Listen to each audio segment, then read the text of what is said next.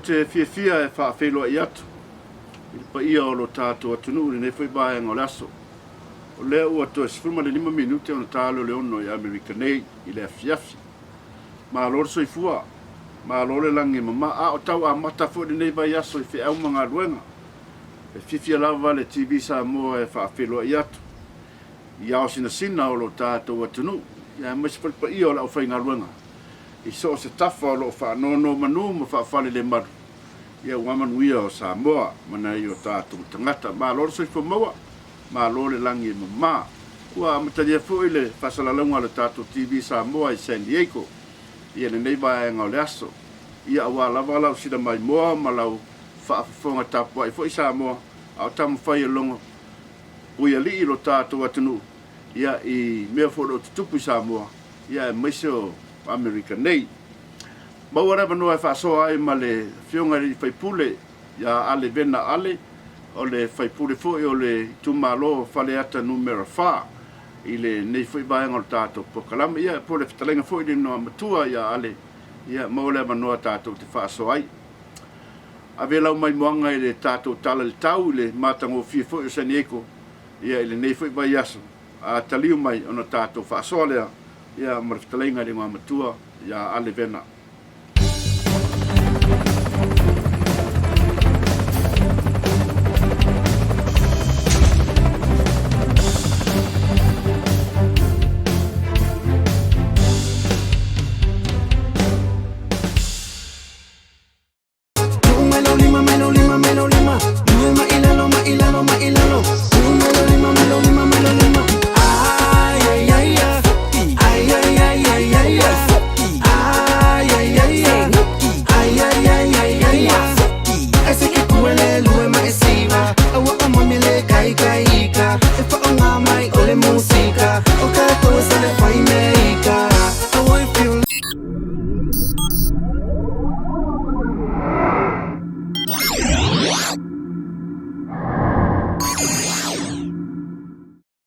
O te fifia lava e whaafelo i atu ma Faatalofa. I laua whionga i re whaipule o le tumalo Faleata numero 4. Ia po le whitalenga fwoi le ngā matua. Ale, ia pa ia lava lea wale a whio ale maulu maula a inga. Ia le ngafa o a toe. Tana fwoi le tu lua sa tu mafono. Ia ma ba ulu e whale lima i e Faleata. Tana tolu fwoi e, pa ia fwoi o Faleata a toa. Ia le afifio tapa au ma tamali. Ia e pola pui pui le whitalenga le toa wha. Ia mara sawha inga maa lore soifua maua. Maa lore langi mama. I lau whionga le di whaipule.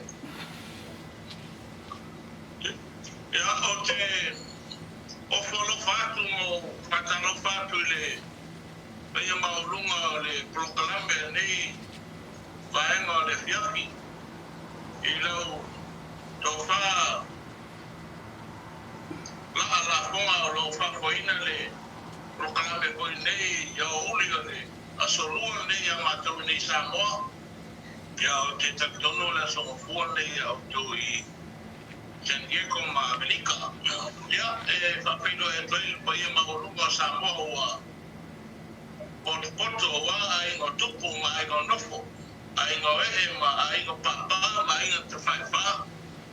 Te nane tula toa ma o ainga wape foi yo soma ya tu boma pule tu au ma la tua ainga taima wa fonti ya elema tai tato tu nuru samo nei ya wape na foi to se tako lo langi o lo mo me nei pasa lo ma nei proclame ya e wape foi on mato o folo fatu le paio la ingo starbi yo wale no fo whawhengainga I so se kalesia kerisiano I le ngata I Samonea whawhena po I atunuka mamao. Ia, whawhena po no whatalofaro I atu I le po ia se o tumalo. Faleata numero 4. Ia wale fio le alo tuitonga whawhefoi le waki moko paa ma le Faatalanoaga. Le fio anga seina. Ia, tenane foi le afio ale mauru mo la ainga ma ka fo atoe mo le tulo sa tumfono. To fai wa uru. Ia mo le tato du ngai tau tua moa. Pa ia o le tātou tūmalo lo a whio malala so se tafo lana. Ia o te whawhenua ia tu mali whālo tele lei vaenga o le polokalame. Ia mai o te mama whaulawa tu le epa o le asem tau po e whia whenua e mai ai sui Faleata o me wha. E pei e whoringa mai o le tele a request i e sau. O mai ai le tioia o tau mai ona po voisa o live ai le tioa a me pone i Australia. Le tele foi o pesili foi e tuina mai a te au. E efsiningia ia me se aia tu la mai lo tu malo. Ia malo tangata foi e pe poninga mai o pisa foi i lo leto ia o le HRPP. Ia manisi lava ia le volta foi ma pula tu ele pa ponta foi mai o tato o tu. Ia mese ia le so tato tu malo ka ku malo kolema. Se foi manuel le ia o. Ia malo lava se fua faftai o le wa fa fonga lo tato tu no ma wa fa pai foi fa feloi. Malo faftai. Ia a o tele le tala le fa solo tapo kalame ale ia o le fisita ta ua lava. Wa mai la fionga le di fai pule nei foi vai ngole aso mal faltua mal no falo ia o lo manuia lava treba o ia lava ia au nei male to rumal fanau a pena foi le ainga o sale ia ma tato foi no nei to amolo se foi manuia lava tai o te te le atuai mole falor tele sai mal le oli Faftai, ia, o le memo mua faftai, o leo mua le manua tate whasoai, faftai fo i le whamanua ina o taimi, ia, mo le mato pokalami nei. Ia, o le fisili ale, ia, ele le ala moto le pā o si le fia. Ua, tō telefone tātou atunu o tau fisili, ma o le alava sa ta ofir pokalame i le taimi o sola i le tau whaalongolongo atu foi. Ia, po le ala tūlanga ua, o fisili ngia le mato i whafo nei, o la tulanga wo i el committee alo tato tu malo ia ile me foi le pisa ine le tunu le ta miliona ta la malenga nga fa lo ale hasta ile va to le pa male ta fo ta poi mai tato tunu na me se foi tato tu malo lo acción ma pa ao e tunu no mau ile ole committee Faleata fa ole wa matua mautule le o stilo wa umana le stala fatula fono ya wa yele te fono wa o le suite te fono le fiona la fa to ya Pepe Christian Fruit o le fellow tusi ya o le sofale ya to yala le a ukingi o le laulauna le ya ma wa uma koyona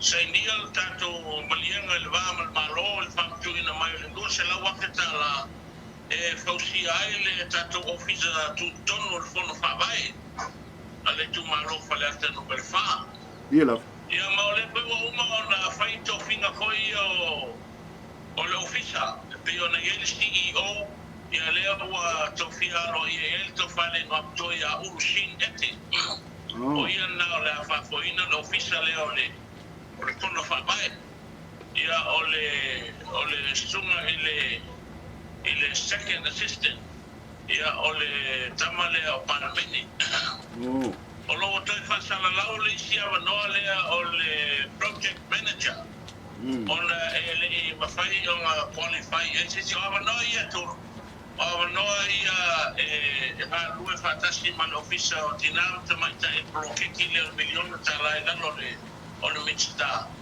ia a la tole fa foina l'ofisa te fono ia nei male tato komiti ia le mo na fono tato tumaro ma le fausia le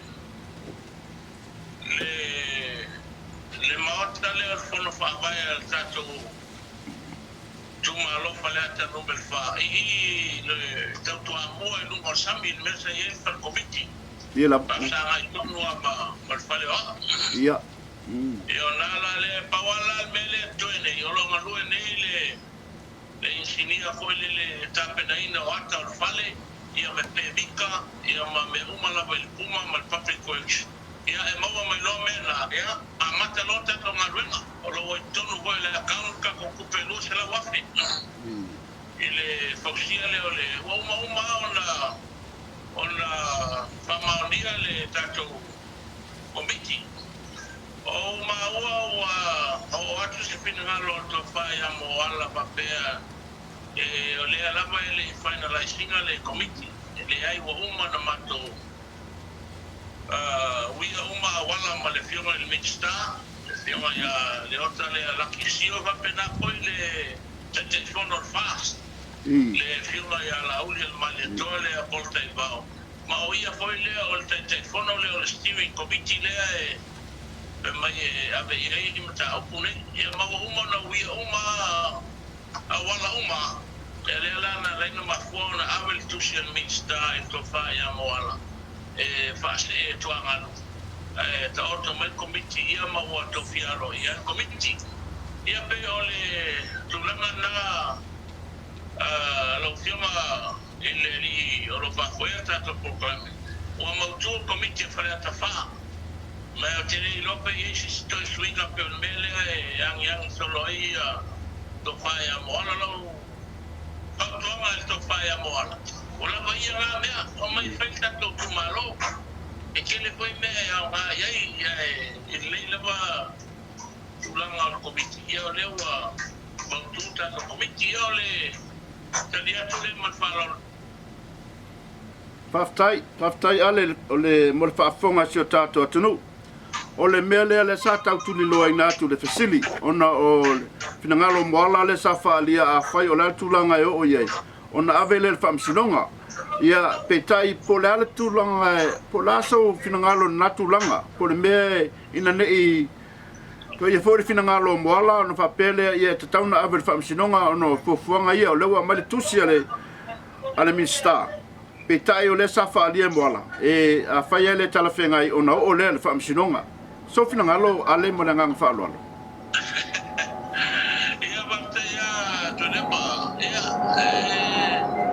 it's too ya mo ala na ka ma fa lo to le na tao ai na o tao ko pene ata ni entra te lo to la na lo fa ia la ino wa ia mana ko Faapea ia isa na finangalo fa wa na tao ko te abe famastoma al matotele albela o yai ele rata ola ia luina le firma il minister ia e Faapea foi le telefono al fast ia me se fenga malo al fast ole iunga fa il minister ole iunga na o tele lola polale si me la we apele ia ele rata ia fa tete a e que avea lole mta por famstoma ia tele lo polale me la o il va male tu malo moi la faka singa le tu malo Faleata famstoma ele se me tau na tau na sida to ia ke pale ula kanga ele aka marko i tu langa le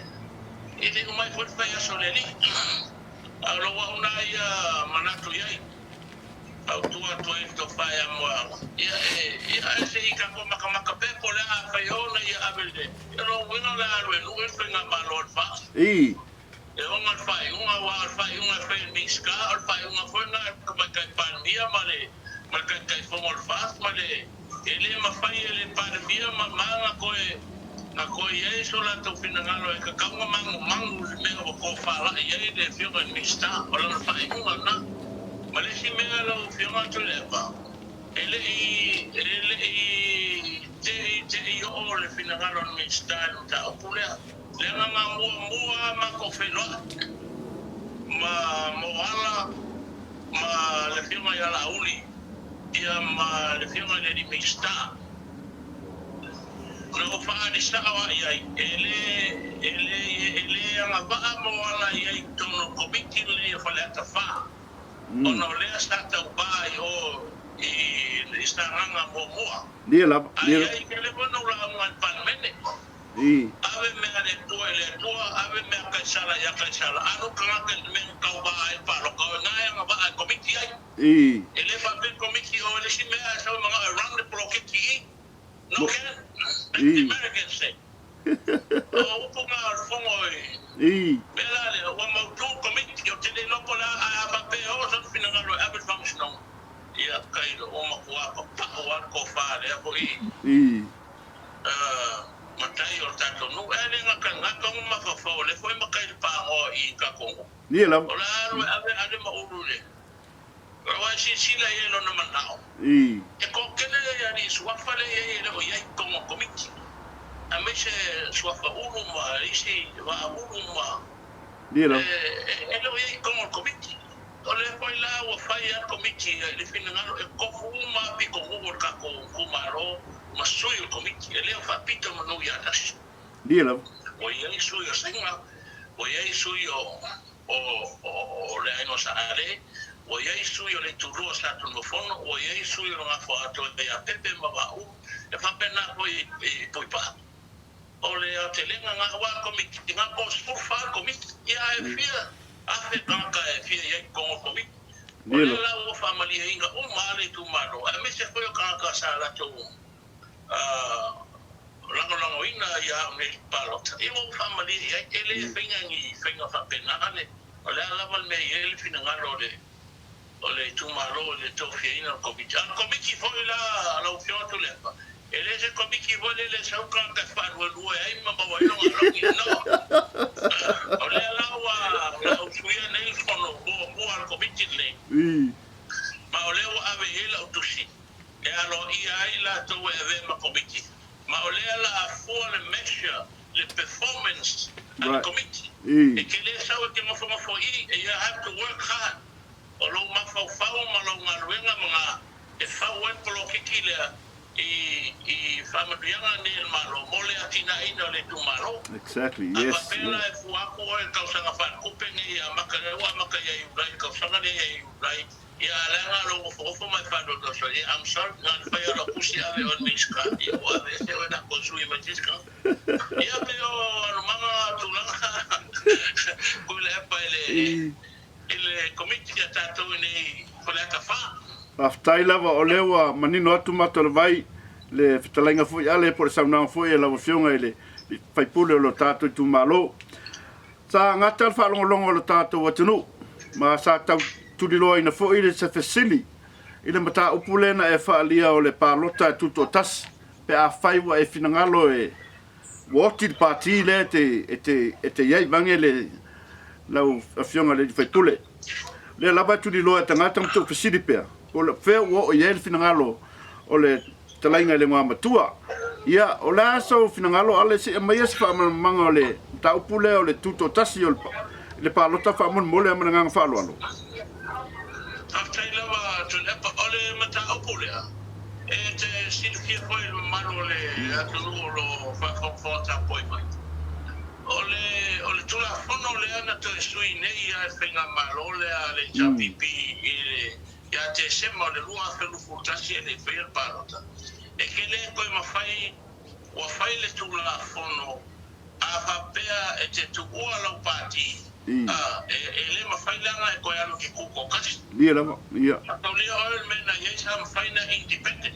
right pe a Faapea wa le fia lo fenga pati Saule. Mo folo leo ko le pa mali HRPP ma ko fai tu la fono lea.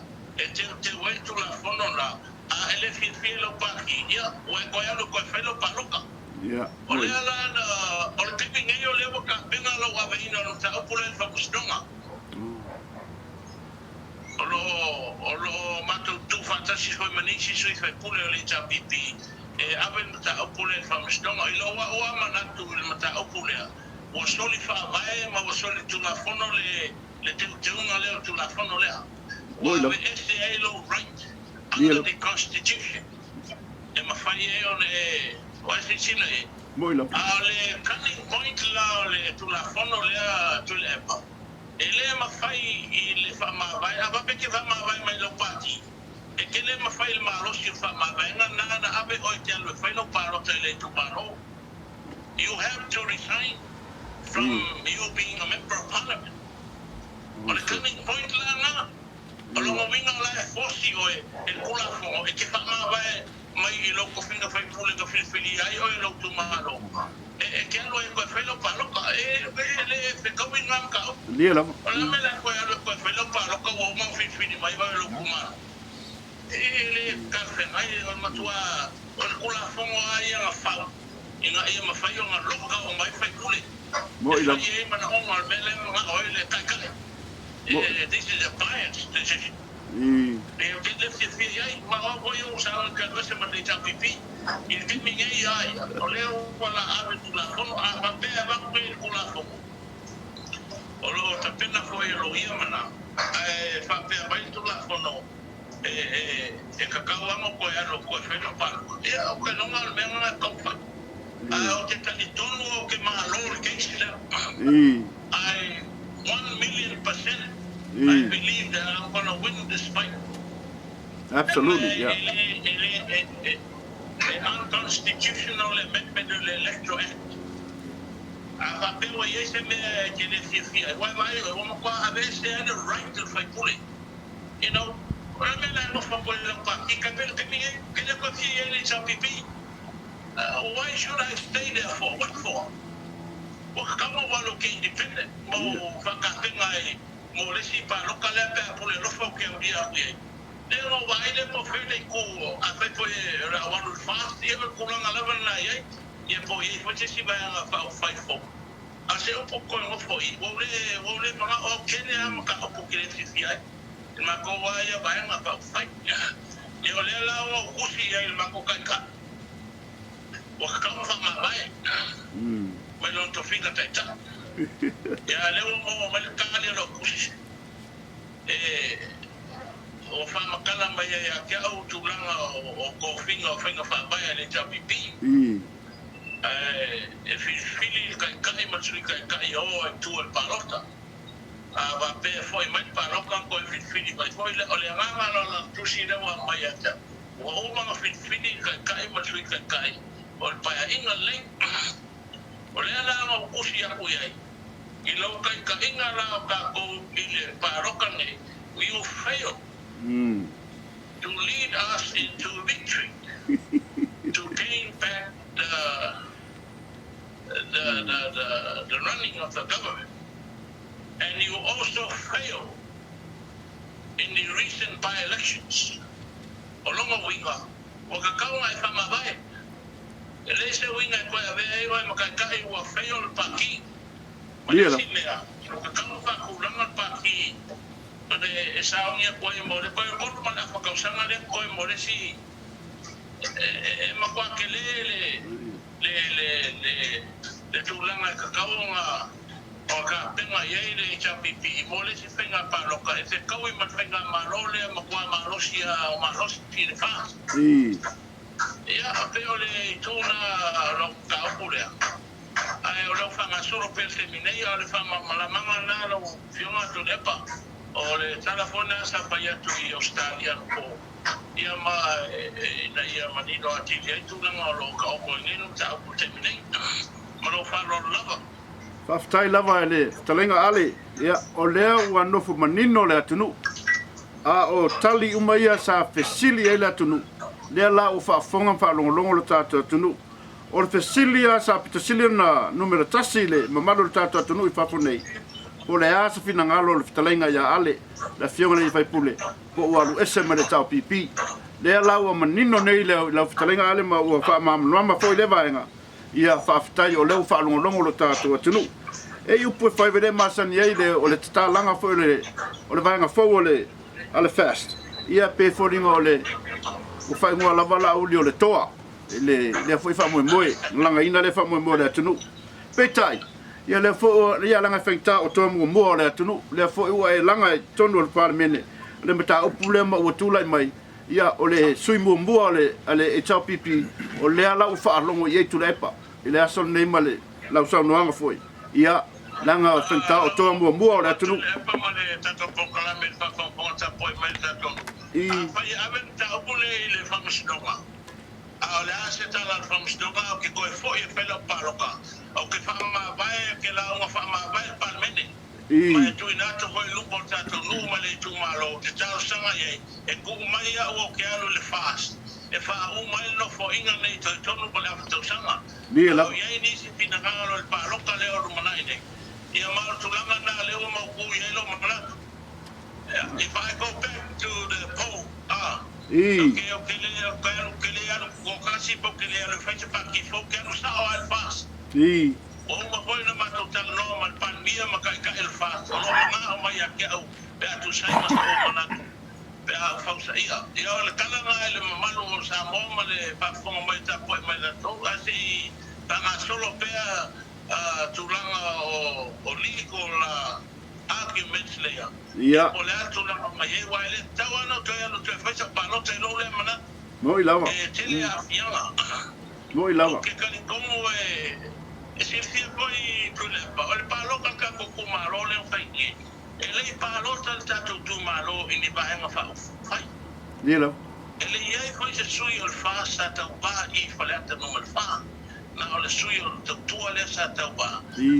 sa la ina malo se fa mal fa mo e tu le pai Nilo ahora ta palo ta ele palo kan isi I ba fa fai sa palo ta ele tu malo i el tangata e si le fia e ta ona sa e fai matui ta tu malo le na manino na matua fusia palo ta tu malo to fare wa to ya pisma ka ke ma ne na nei palo ta la pan o tu la me ne ole fina ngalo na ta tu malo a Faapea la ko ya no fai la palo o wano le fas ya okay proving ia ko le pa male HRPP okay le sau ko como el palmene o I palo ka le HRPP o sau ko como el palmene o na le final ngalo lo tumaro o ale como Dia la mai ave mai ya le awa va como esta tumaro to no palmene okay le fe ka la se me okay lo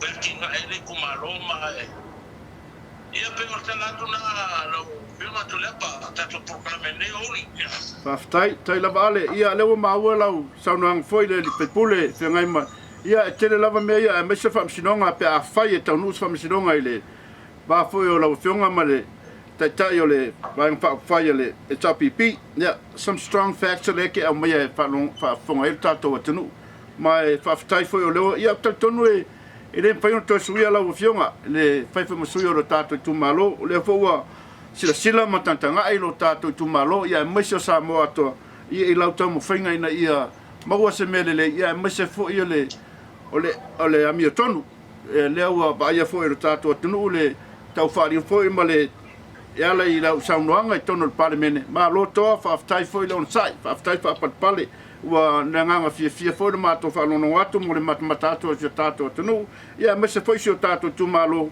ia ile la o fionga foi male va fionga ia mal pale mene malo fa tai ia ale e se me te fia sa no ia fa mo ta po kala mete te finalo sa no ia wa lava le ne fia fi mal fa mo pa tai lava tu le pa ma tai foi mo lo sai le va do mai filo ia tu to proclame tai ia piona I ta provana o lo lunga ile tu vestili per la tu ia na o fa mama ma tu ia mai te fa manu lua foi ia la to uma lava wa o lo ia ni o la to fina ngalo foi le fia I o mata o puleo ke kaukala kwai ele ngata pale bene te tungo tu la fono ia va pena fo ile leadership issue o mato mai ngo ko ile HRPP au te famalo lo to ia la to uma lava ia to fama dia fo o lo wa ia na manatu I'm very directive ke kaukala lava dia lava o dia lava ia fa te tele lava ia ila to uma lava lo la moina ia nei me se o ai na uma lava I atu ma ba sa monei o ia o tato tu maloma tangata o uma na faila se vei tu lepa ile tu malo ke masalo o paloka ia no malo e paloka e vano se la o vano su fiku a que no a ko fai paloka nei masalo ke paloka ke paloka ke o mo se lo hace ia mo ilava ia o le o vai nei le lango mai tangata lo tu malo ma le o fe e pola ko me ko ki manga ai me se o le tanga e se manga paki mo ilava o e ke no le Paiano, Finano, Leo, Famama, Langa wa sui Faapea le HRPP. Ya, moi lava. Ngi si ulanga le menga yai ye fina wa sa fangi no loyo la au ya. Okay, anu te kau ba le fua le HRPP. Onga nga ye ke ni Faapea mai te mi go ye ko a fia be ya la ulu fitoi mal. Moi lava. Foi ma porta ba fosi ko filao wa ia no lai kiki ma o kamakiki a wasone yang poyo munmuni ai ko inga ko fai pule mengia awa ia le HRPP ai lo langa po moi lava ia le la wa o manga ko fast food ka sanga le savalinga le HRPP le mo pe ia po le ole no le tole fast food ka sanga o aron mananga ai moi lava le no o wakakawa walava le HRPP ke no ele ko wakakawa sui le ngwa le HRPP sui kai sui me o malava everything must go they need to have another political party to fix stop fast absolutely ale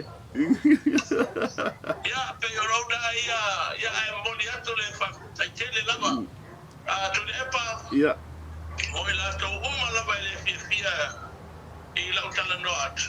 I will go down to my grave, not regretting a single word I have said in Parliament or outside of Parliament relating to the issues that I have raised. The amendment of the Electoral Act, the LTRA 2008, and our leadership issue.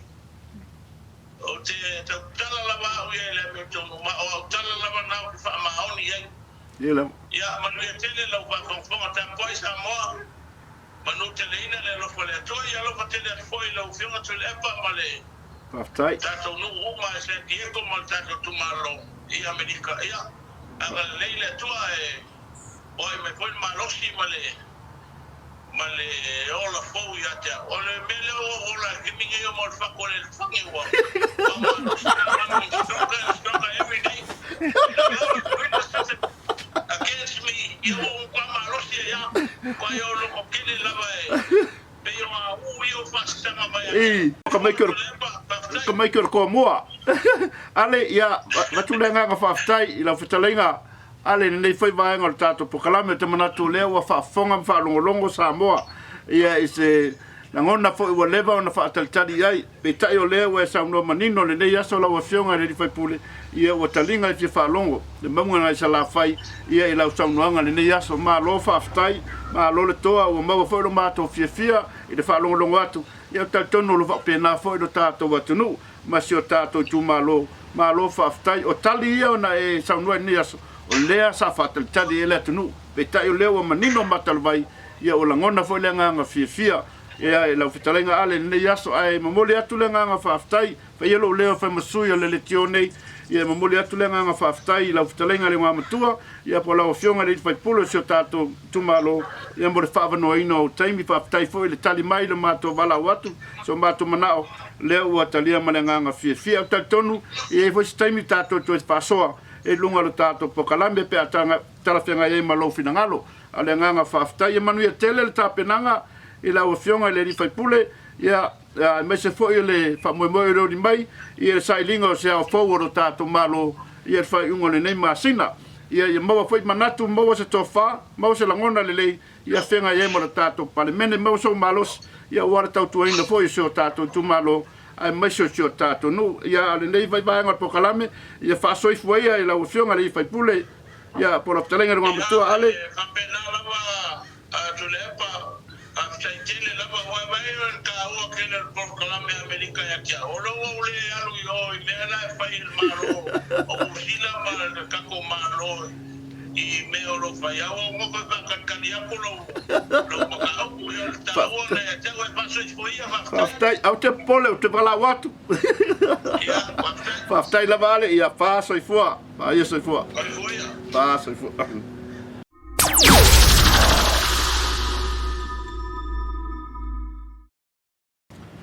ma lor sila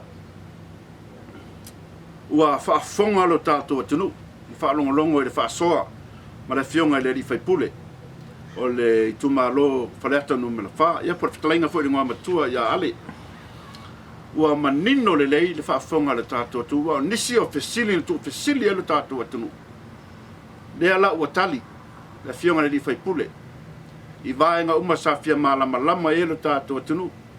I le vaenga le or komiti, i le vao moala ma ale ma le. Ia, ma isi vaenga safia malama lama e le tātou atunu. Ai, maise foi. Le tūlanga le o le peru ese ale ma le HRPP, po le meo le alu le fast, po le tūlanga e o iai. Le au whaafonga le tātou atunu. Tal tonu po ua tali lau fisili. Ua tali lau fisili. Whaftai le fionga le di whaipule. I whamanoa ina fo e ona taimi. Tā ua. Ia e whaasoa ai lungo le tātou pokalami. Ia ua lau sila mai mo mai Samoa. E matango fie foi ma talinga fi whaalonga foi di saunduanga le di whaipule. Ia po talenga le ngā matua. Ua manino mata le vai. Ua ta oto foi. Ta oto ata o tau le lei. Ia i le whaafonga ma le sila lo tātou atunu i le vaenga le pokalami. Ia, whaiso tātou marolonga a foi mai, i ona whaauau le lo tātou pokalami.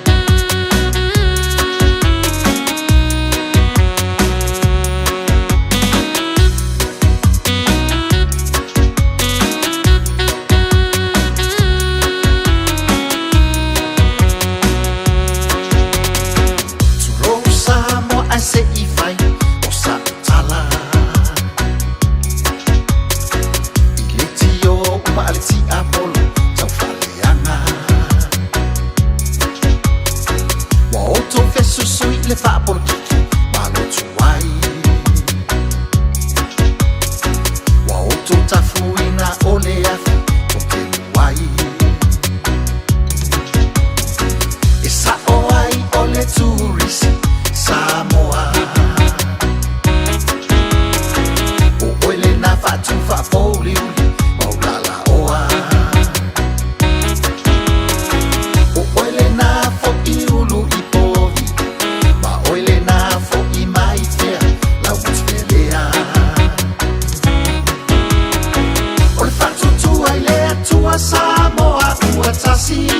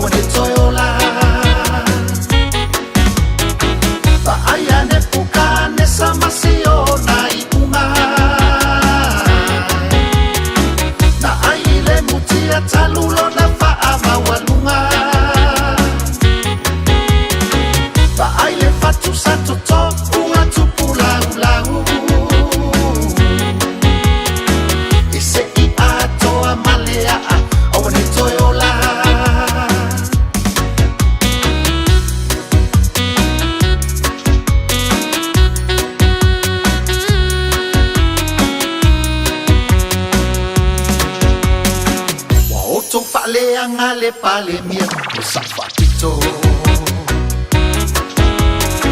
Wa oto faleanga la au ale malitoa. Wa oto faleanga minisita filifilia. Wa oto faleanga ole malo o Samoa. Oto loto ua pala pala.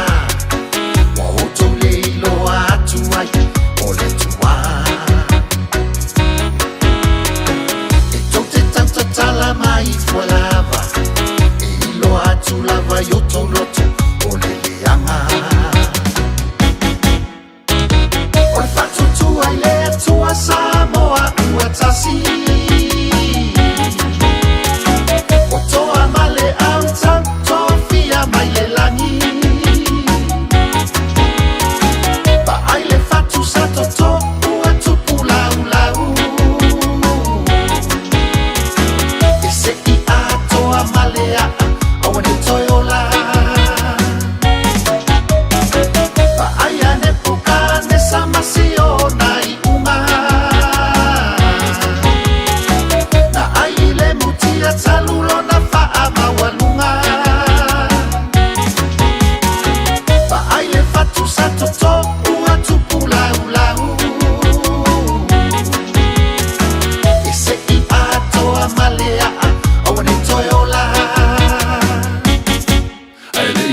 Yesu i le langi na ye tu mai lana poro ai ia tātou whea no whani o a tātou Samoa o tasi tia i le whaita ngai o a mea nā asa tani whātoto Samoa o tasi o tātou tofi mai le langi whālungu mausi tai le sao whapito le tātai tai tia i mea o tua nai ai ba ai se lumanai Oi whatutu ai le tua Samoa ua tasi O toa male au tau tofia mai le langi Pa ai le whatu sato to ua tupu lau lau E se I a toa male a au ne toiola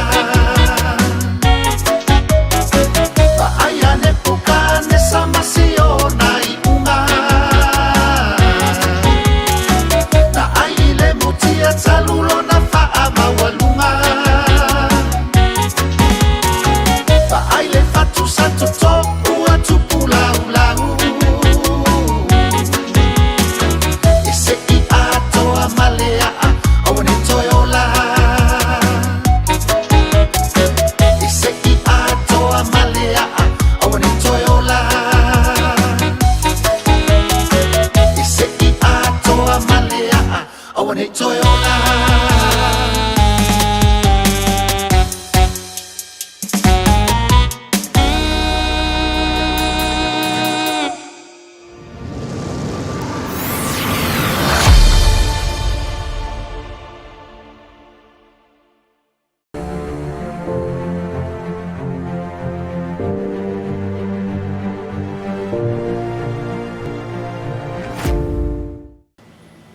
Malo lava le sai I le mamalo le tātou atunu I lau sila mai mo mai malau whaafonga mai Samoa le tātou pokalame.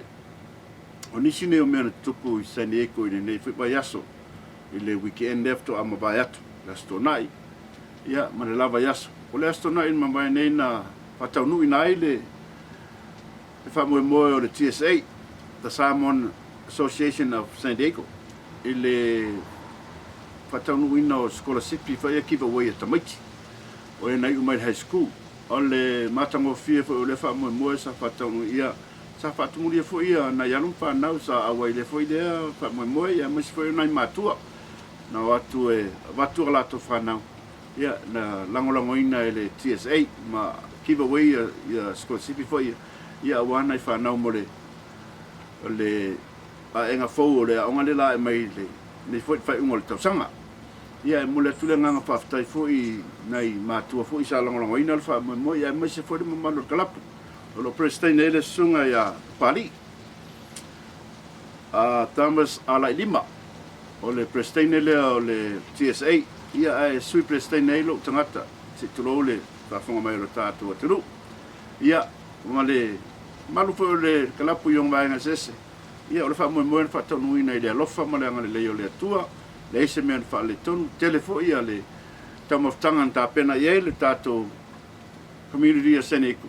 Ia I te tonu lava o Seneku mo le wha moe. Ia tātou talope le atua na yalom whanau le tātou atunu. Ia wale a enga fau leo leo ni mai. Ia whatonu ina. Ilo na alofa ma lona matango fie. O tonu o Seneku le nei whiwaita ua. Ma na ia le tau. Tonu Seneku.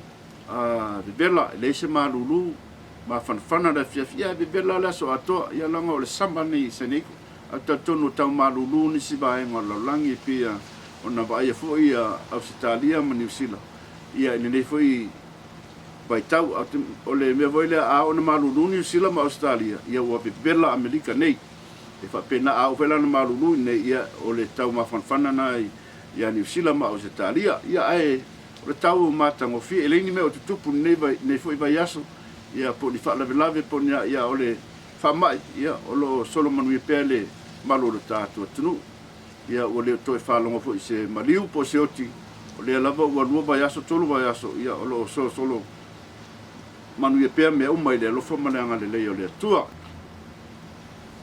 o le molo si le fia foi le o le stofi foi vai aso le antene sa fa ia ile o le whamoe moe le pifa, le whaitau sanga umua taitas, o le Taste of Pifa, o le pifa o le Pacific Island Festival that we do every year.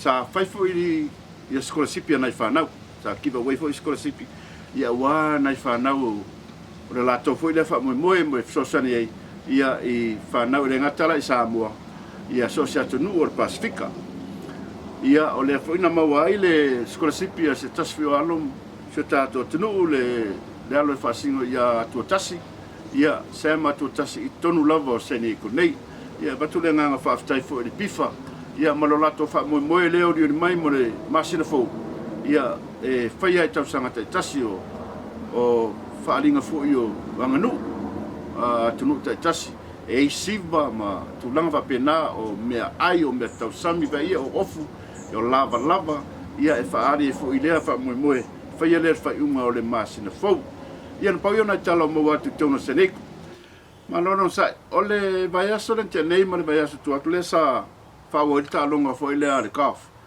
lea na manu malo mai e le sunga ia toni finau ua lau i loa fo i tono ro tātou atinu ia mai se whafu nei back to back vai lenga manu malo ai wha so a manu malo e lua o le manu malo mua le na malo le 3M opening vai lea i Minnesota le ia so ai manu malo le na malo ai le Rock Markets Classic le sa fai i Detroit ua so ai malo e lua o le sunga ia finau Tony Finau o le whaatolo leo na manu malo ia le li o Tony Finau le PGA Tour le professor leo le orkaf via foi le alofa mananga leo le tua ua tau foi si alo lo tato atunu le man tau mo foi mai pe tai leo manu malo foi ia i talonga ia luana so atunei ia vi ia le ri ia tau e foi si o tato atunu ia ele ngata ia tato ia fa pena foi ia